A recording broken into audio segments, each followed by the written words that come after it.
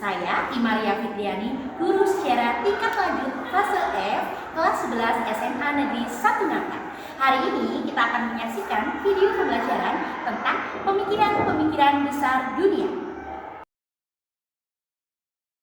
Pemikiran-pemikiran yang melatar belakangi peristiwa besar di Eropa dan dunia terdiri dari Renaissance, Aufklärung, merkantilisme, reformasi gereja, dan revolusi industri.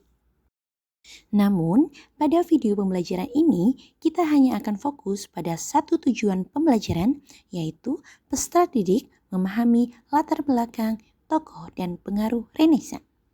Dengan KKTP, peserta didik dapat memahami pengertian, menganalisis faktor-faktor penyebab, mengidentifikasi karakteristik, menyebutkan tokoh-tokoh, serta menganalisis pengaruh Renaissance.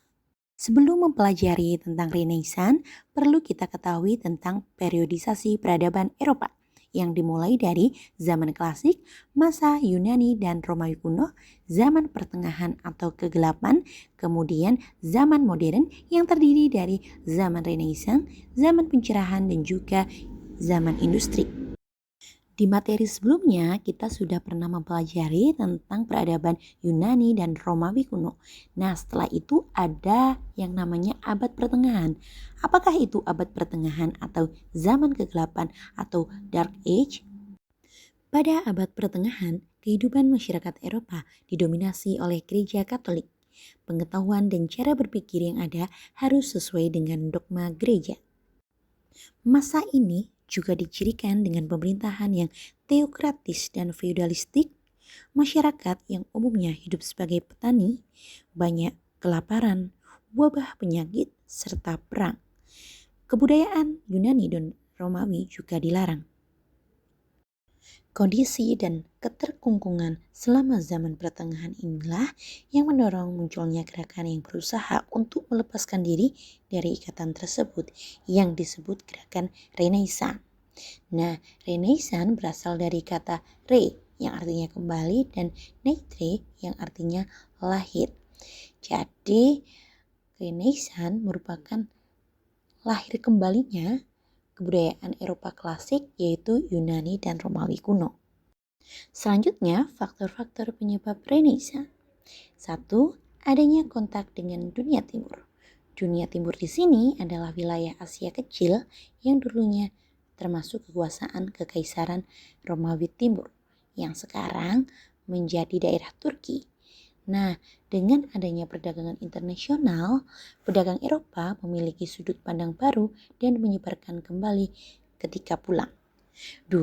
Tumbuhnya golongan bangsawan progresif, yaitu bangsawan yang peduli terhadap kemajuan pendidikan berbasis humaniora yang membiayai proyek-proyek seni serta membangun sekolah-sekolah.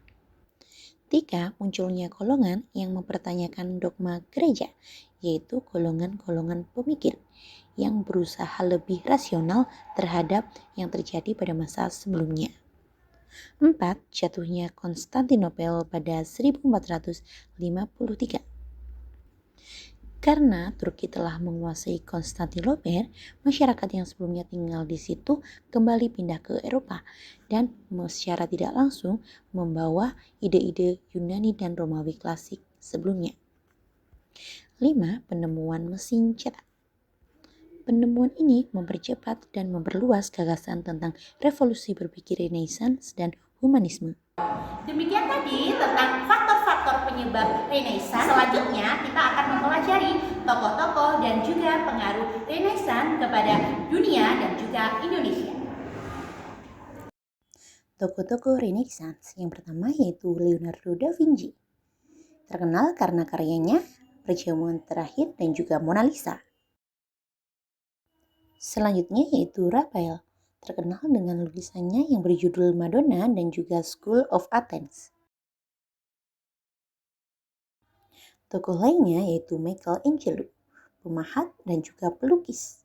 Ia juga tertarik untuk mempelajari anatomi tubuh manusia, sehingga karyanya menjadi sangat luar biasa.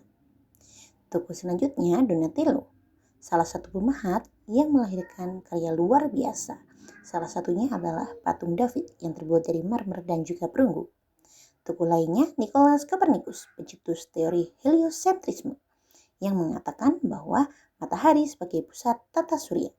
Galileo Galilei, penemu teleskop yang secara tidak langsung mendukung teori heliocentrisme.